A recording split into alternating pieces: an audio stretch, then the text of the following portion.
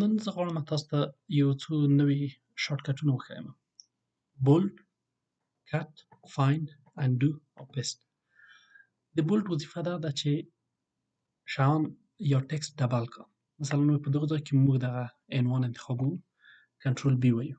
کله چې کنټرول بي ووایه تاسو متوجه یې اوس ډبل شو. صحیح شو؟ شارټکټ یې کنټرول بي دی. که چیرې موږ بیرته غواړو چې دا نازک کړو کنټرول بي به ووایو نازک کېږي. صحیح شو؟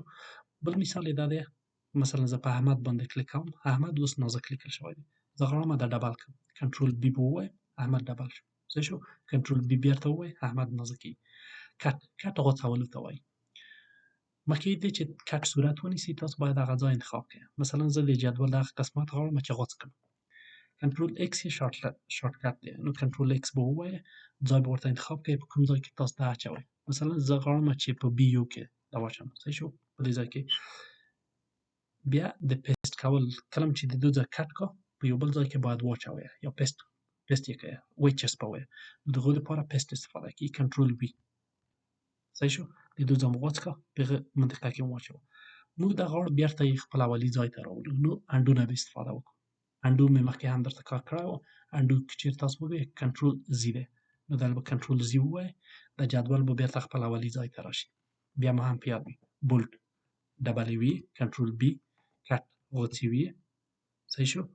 او پیسټ کنټرول بي، نو کټ هم د دې ځای راوړه، موږ په دې ځای کې کېښود. فایند پیدا کولو ته وایي.